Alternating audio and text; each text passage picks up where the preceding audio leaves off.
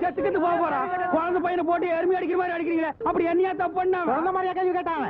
வாயில கொழுக்கட்டையா வச்சிருக்க? இன்னும் சொல்லுடா. வாயில எதுக்குடா கொழுக்கட்டையா வச்சிருக்க? எனக்கு கேட்டானுங்க. அவங்கிட்டயே கேட்டு தெரிஞ்சுங்க. ஆனா ஒண்ணுதாங்க. ஆவனா தான் ரெண்டு. இனிமே அவங்கிட்ட துணி கொடுத்து அனுப்பிச்ச நீ ஊர்லயே இருக்க மாட்டாங்க. என்ன பண்ண? நான் ஒண்ணுமே பண்ணல. ஒண்ணுமே பண்ணல. ஏன்டா ஊரே உதைக்க வருது? இது என்னென்ன? எலுமிச்சம்பழம். இதுக்கு முன்னாடி எலுமிச்சம் காய். இது என்னென்ன? வாழைப்பழம். இதுக்கு முன்னாடி வாழைக்காய்.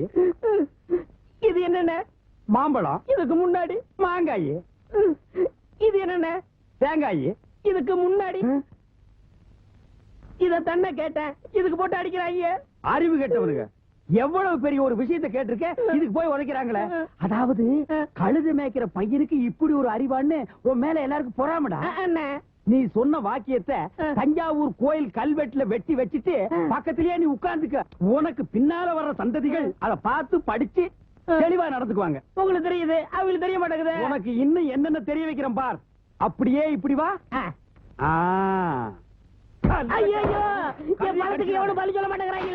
இனிமே ஏதாவது எடக்கு புடக்கா பேசி ஜனங்களோட வந்த மகனை சுடுபொட்டி வச்சு தோற வெள்ளையாக்கிடுவேன்.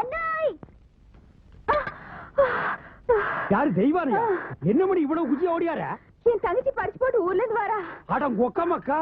அவ வரும்போது நான் கந்தலோட நின்னா பாவம் அக்கா கஷ்டப்படுதுன்னு நினைக்கும்ல. அதுக்கு தான் துவைக்க போட்டு துணிலன்னு ஒரு வாங்கிட்டு போலான்னு வந்தேன். ஏனமணி தங்கச்சியை படிக்க வைக்கிறேன்னு நினைச்சது சாதிச்சு புட்டியாமணி. இந்த பாரு, உன் தங்கச்சி வர்ற இன்னைக்கு எவ்வளவு பட்டு புடவை போட்டு வச்சிருப்பா. நான் எடுத்து கொடுக்குறேன். இன்னைக்கு மட்டும் ஜோ ஜோ ஜோன்னு கட்டிட்டு போய் உன் தங்கச்சி முன்னாள் இல்ல மணி. ஐயோ அதெல்லாம் வேணாம். எனக்கு எந்த சாலியே போதும்.